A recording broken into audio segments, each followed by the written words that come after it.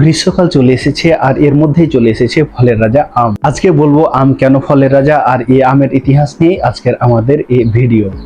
আমের ইতিহাস নিয়ে বলতে গেলে আজ থেকে ফিরে যেতে হবে 2351 বছর আগে, যখন গ্রিক বীর আলেকজান্ডার দ্য গ্রেট প্রথম এই উপমহাদেশে পা রাখে। বলে রাখা ভালো, আম কিন্তু আমাদের এই উপমহাদেশেরই প্রোডাক্ট। আপনারা সারা পৃথিবীতে আম যে দেখতে পান, এটা আমাদের উপমহাদেশ থেকে বীজ নিয়ে সেখানে চাষ করা হয়। আমের আদি নিবাস যে কোথায় ছিল এটা নিয়ে বিজ্ঞানীদের মধ্যে অনেক মতপার্থক্য থাকলেও আমের আদি নিবাস যে দক্ষিণ এশিয়াতে ছিল এটাতে সবাই একমত। আমের ইতিহাস থেকে জানা যায় খ্রিস্টপূর্ব 327 অব্দে আলেকজান্ডার দ্য গ্রেট সিন্ধু উপত্যকায় প্রথম আসেন। এরপর তিনি সেখানে একটি আমের গাছ দেখতে পান এবং তিনি সেই আম খেয়ে মুগ্ধ হয়ে যান। যারা জানেন না তাদের বলি, সিন্ধু উপত্যকা বা সিন্ধু সভ্যতা হলো এই উপমহাদেশের প্রথম সভ্যতা। তার মানে বুঝতেই পারছেন আমের ইতিহাস কিন্তু সিন্ধু সভ্যতা বা প্রথম সভ্যতা থেকেই জড়িত।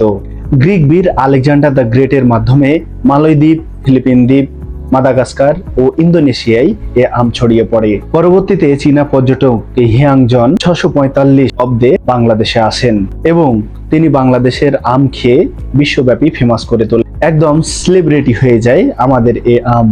আমের প্রতি ভালোবাসা ও আসক্তি থেকে মোগল সম্রাট আকবর ভারত মহাদেশে তিনি 1 লক্ষ আমের চারা রোপণ করেন। মজার ব্যাপার হলো পৃথিবীতে কোনো রাজার পৃষ্ঠপোষকতায় এত আম গাছ আর রোপণ করা হয়নি। এই থেকে বোঝা যাচ্ছে যে ফলের রাজা আম, আর এটাই আমের সংক্ষিপ্ত ইতিহাস।